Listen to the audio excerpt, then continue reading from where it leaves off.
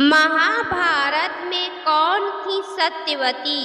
कौन थे ऋषि पराशर? ऋषि पराशर महान ऋषि वशिष्ठ के पौत्र और शक्ति मुनि एवं अद्यशंती के पुत्र थे। ऋषि पराशर के पास दिव्य और अलौकिक शक्ति थी। उन्होंने वैदिक ज्योतिष की रचना की। उन्होंने कई खूंखार राक्षसों को मार गिराया था। कौन थी सत्यवती? सत्यवती को एक अप्सरा ने जन्म दिया था।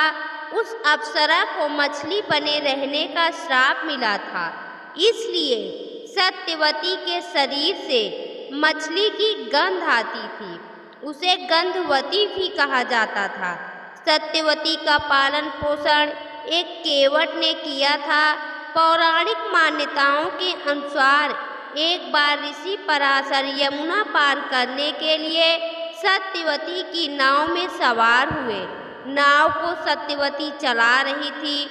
उसके रूप को देखकर ऋषि मोहित हो गए। ऋषि पराशर ने सत्यवती के सामने सहवास का प्रस्ताव रख दिया। सत्यवती ऋषि पराशर के साथ सहवास के लिए तैयार हो गई, मगर उसने ऋषि के सामने कुछ शर्तें रख दी।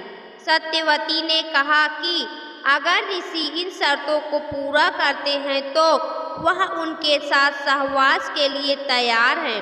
सत्यवती की पहली शर्त थी कि उन्हें सहवास करते हुए कोई न देखे। ऋषि ने ये शर्त मान ली और अपनी दिव्य शक्ति से घने कोहरे का कृत्रिम आवरण बना दिया।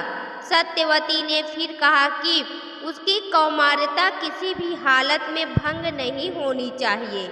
ऋषि ने आश्वासन दिया कि सहवास के बाद उसकी कौमार्यता वापस आ जाएगी। सत्यवती ने ऋषि पराशर के सामने एक और शर्त रखी।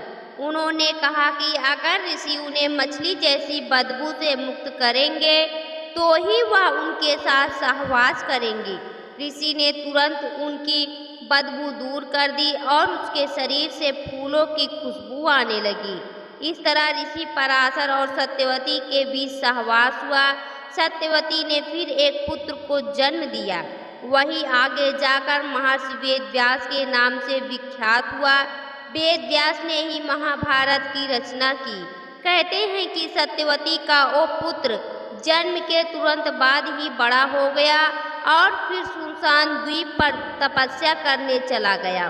तपस्या के दौरान उसका रंग काला हो गया, इसलिए उसे कृष्ण द्वैपायन भी कहा जाने लगा। द्वैपायन उस द्वीप का नाम था। बाद में कृष्ण द्वैपायन ने वेदों का वर्णन किया, इसलिए वह वेदव्यास के नाम से विख्यात हुए। वेदव्यास ही महाभारत के रचयिता हैं। बाद में सत्यवती की शादी कुरुवंश के राजा शांतनु से हुई। इस तरह वह हस्तिनापुर की रानी बनी।